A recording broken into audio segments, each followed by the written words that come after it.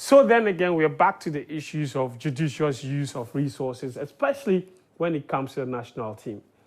Because currently, we are facing a big race against time to finish facilities for the Africa Games. I was there over the weekend, and facilities that would be used in March. And March, I beg your pardon, it's only 30, what? It's only about what? How many days away? Exactly 30 days away. Today's the 30th. Yeah. Okay, so March is 30 days away. The games are starting over 30 days. On March 8th, so 38 days away. No single facility has been completed and handed over yet. The athletes that we are preparing for the games say they need $50,000 for preparation. The ministry has told them they don't have $50,000. But they have this amount of money to go and waste on that embarrassing exit or campaign or fiasco at the AFCON, where we took over 2,000 fans and paid each of them $400 as honorarium. I mean, seriously. So when Fence says we are wasting money on the AFCON, do not misconstrue his words. He's not saying that investing in the Black Stars is wastage, no. If you mention it, if you look at it in terms relative to our needs, in terms relative to the resources that we have, it does not make sense.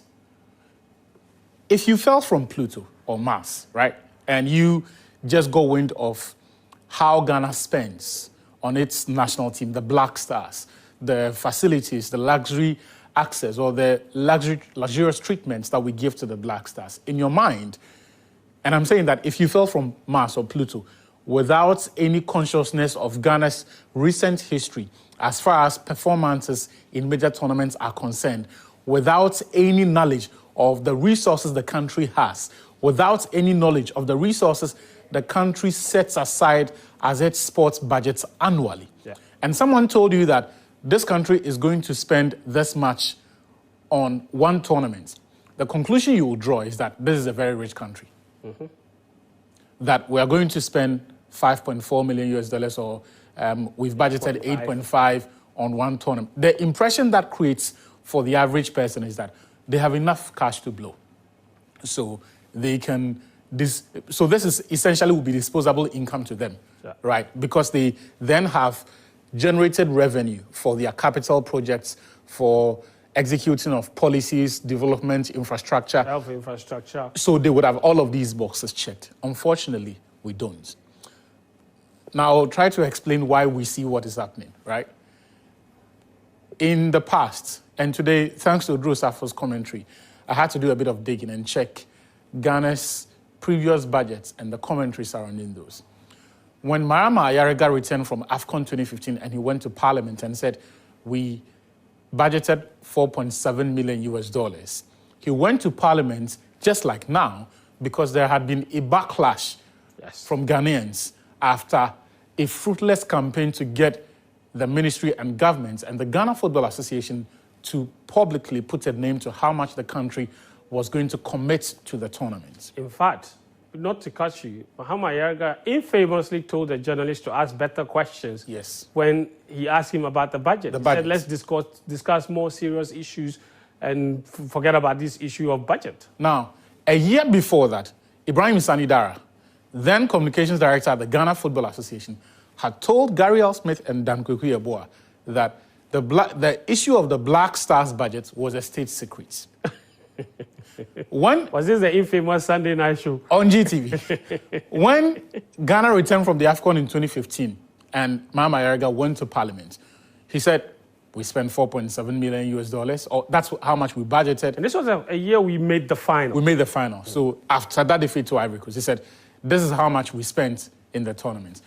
The opposition then, the minority caucus then, who now are the majority, rejected his account of Ghana's expenditure because his account to Parliament did not include the itemized breakdown of the expenditure. That's right. So he just went to Parliament and said, we spent this amount at the tournament. And then they said they spent, I think, $3.6 million on bonuses and honorarium for playing staff, for technical team, management committee members, and other support staff providers for the national team.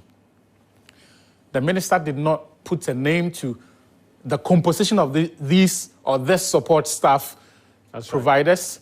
He did not name whether or not it was the management committee that we knew it as it were, or, as you know, the protocol officer provides services to the national team in this tournament. Whether they got part of this money, he didn't. If you move on to all other tournaments that we have participated in, the themes of commonality will be officials telling Ghanaians that the issue of budgets is a state secret, right? When it's convenient. When it's so we have had an incident of the GFA comms director saying that. We have had an incident of the GFA president saying that. We've had the sports minister saying that to Parliament. However, this continues because it is not just the attitude in sports administration. Yeah. Yesterday, we saw the GRA boss before the Public Accounts Committee of Parliament. Mm-hmm. He dared to suggest that the question of his age was a private matter. A public official, whose, by the way, tenure of office is time limited. Yes, he does tied not, to his age, really. He does not occupy that office in perpetuity. Mm-hmm. But somehow, it makes sense to him. It makes sense to the Deputy Finance Minister to tell the Public Accounts Committee. So you're beginning to see a consistency. So we have a habit of making very convenient arguments when it benefits us. No, you're polishing it. We have a habit of setting aside world-accepted standards of accountability in public service. That's just what it is. And because to be fair, even as it stands now, the former sports minister, the one that Mustafa Yusuf replaced, Isaac Esiama, went to AFCON 2019. Again, came back. He did not give the itemized breakdown. He didn't give a breakdown. Yes. Parliament requested for it. He said he would give the breakdown. And he never did. Yes. Till he left power as sports minister. And now he's even leaving power as an MP. As an MP. So there is that. And then there is how much we commit to sports development in this country. Look, if journalists are worried about how much we are sinking into football, it is not because we don't like the Black Stars. Not just football. Black Stars. Yes. Okay, because I think what we do have now is that we have a ministry named Ministry of Youth and Sports. But in the Ministry practice, of Youth and Sports has neglected the youth part, and they're doing the sports. In the sports, they've neglected everything else, are doing only football. And in the football, they've neglected everything else and doing just Black Stars. So thank you. So when people question the wisdom, and excuse me if this sounds too harsh, but when people question the import of committing that much into the Black Stars, we do this born out of the appreciation that the 80% of the country's allocated budget for sports goes into paying compensations and salaries. What we commit to pay to funding the Black Stars comes from the consolidated fund. It does.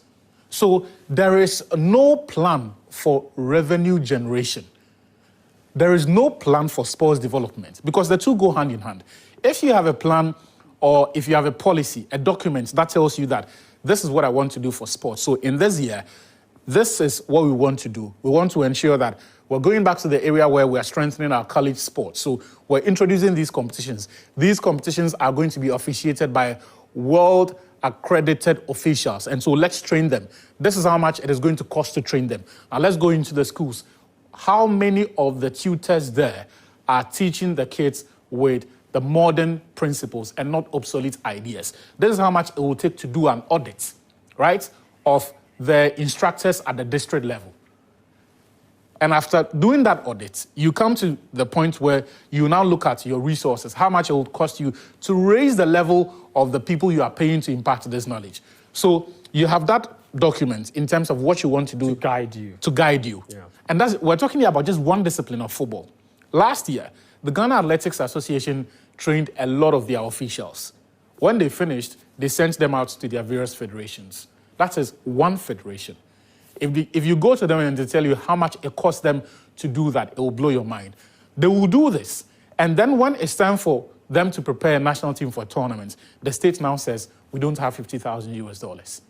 So it is a big problem because, one, we don't have money, we don't have a plan, but when the government shows a certain willingness to now actually commit funds into sports, out of sheer myopia and something else that I cannot explain because I don't want to call people greed and all of that, but we then decide that it is convenient to sink that much money into the